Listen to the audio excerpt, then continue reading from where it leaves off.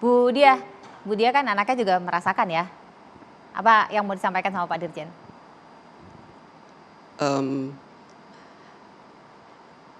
Saya selama ini menerima biaya pendidikan as it is ya, jadi nggak pernah komplain.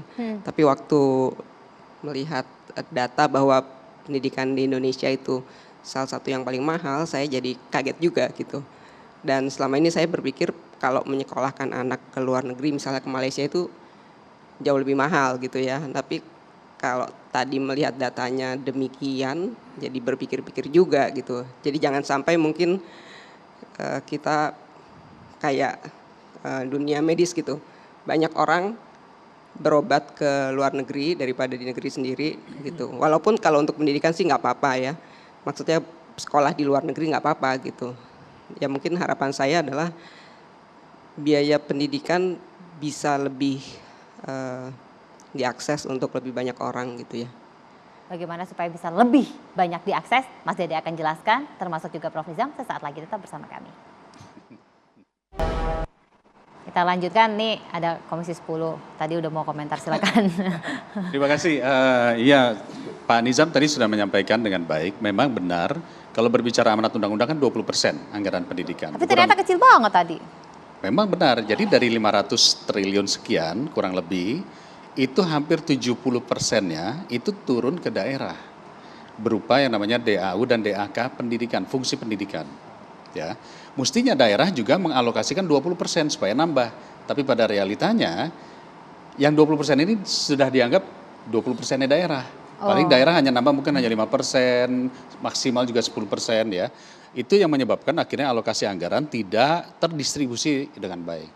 Yang kedua, memang benar yang disampaikan Pak Nizam, yang dikelola sisanya oleh Kementerian Pendidikan itu hanya sekitar 80 triliun. Sementara ada lembaga-lembaga pemerintah lainnya, kementerian lainnya juga menyelenggarakan pendidikan. Nah kami saat ini sedang dalam konsep menyusun revisi Undang-Undang Sisdiknas.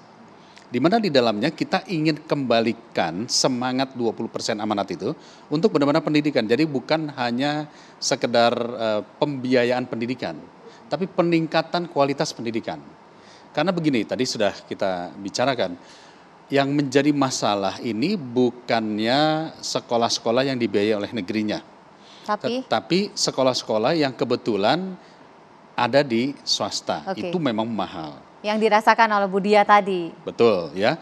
Nah kenapa saya katakan demikian? Karena memang pemerintah saat ini sudah mendorong yang namanya dulu bidik misi, sekarang namanya KIP kuliah, bantuan UKT, jumlahnya hampir 1 juta. Mahasiswa kita kan kurang lebih 1,7 sampai 1,9 juta. Jadi masih ada sekitar 700-900 ribu mahasiswa yang tidak merasakan. Itu sebabnya kami saat ini sedang berjuang, anggaran yang 20% kita mau kembalikan sedikit lah. Mungkin ditarik semua sulit ya.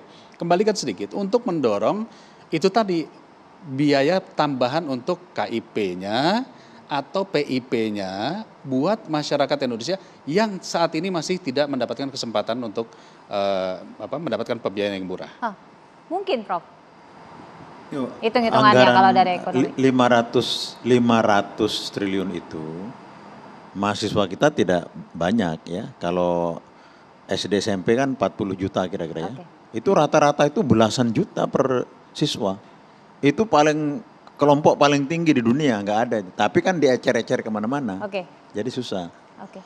Jadi memang gaya Indonesia, undang dasarnya seperti itu, tapi dicabik-cabik ke sana kemari dan lari ke asrama, lari ke macam-macam. Prof. Nizam sebentar lagi akan jelaskan lebih lanjut supaya bisa murah dan bisa diakses sebanyak-banyak anak bangsa supaya pendidikan tinggi ini bisa terakses murah. Sesaat lagi tetap bersama kami.